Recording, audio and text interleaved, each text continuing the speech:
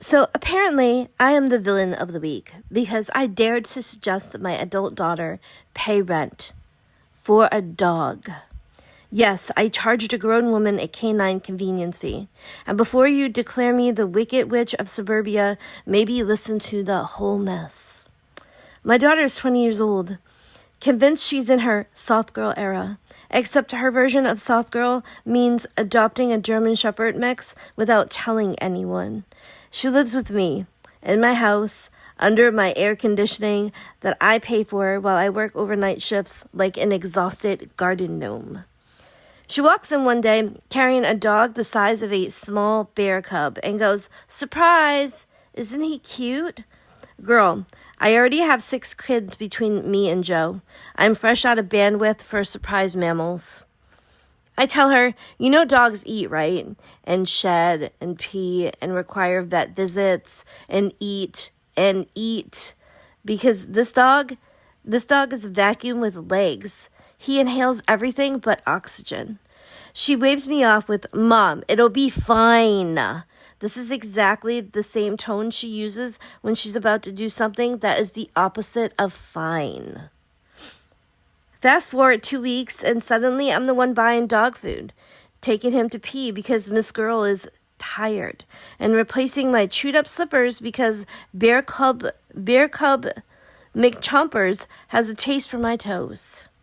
So I sit her down like the responsible adult I pretend to be and say, "Look, if I'm paying for the dog, cleaning up after the dog, walking the dog, and supervising the dog, that means the dog is basically my tenant.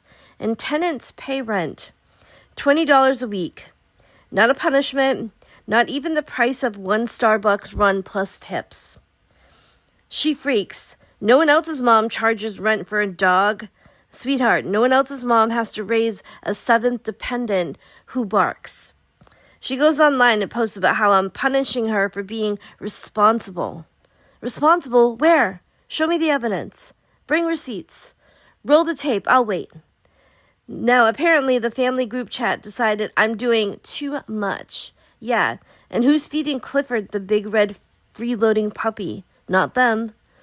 Then my daughter announces she can't pay the dog rent anymore because she spent the money buying him a designer collar. A collar. This dog is dripped out like he's walking a Paris runway, but he can't pay $20 for his own kibble. So I say, the rent stands. The collar doesn't cover utilities.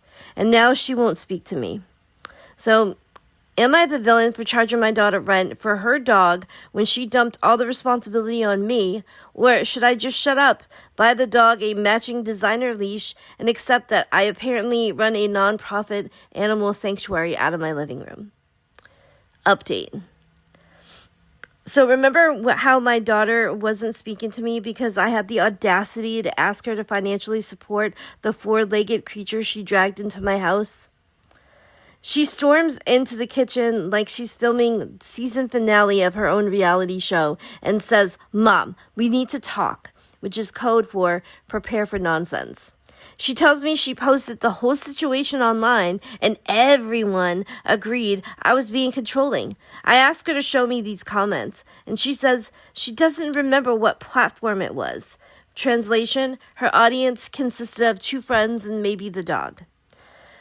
The dog, sensing tension, walks over and drops his half-chewed designer collar at my feet like it's Exhibit A. If this animal could talk, he would absolutely be saying, "Your Honor, I plead not guilty.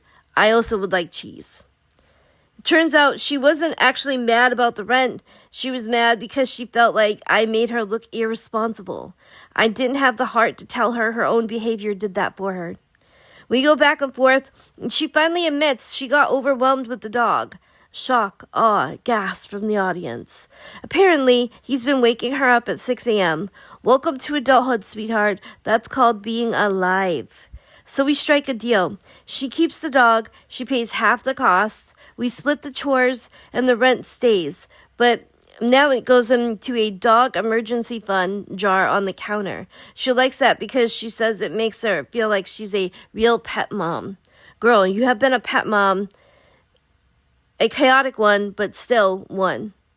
And here's the kicker. She tells me she only got the dog because she thought I was lonely on my days off. Excuse me? I have 3 days off to sit in peace and pretend I'm a sleeping dragon guarding my snacks. I was doing great before that. Now she's talking to me again. The dog likes me more than her, and he paid his first week of rent by not destroying my slippers. Honestly, that's priceless.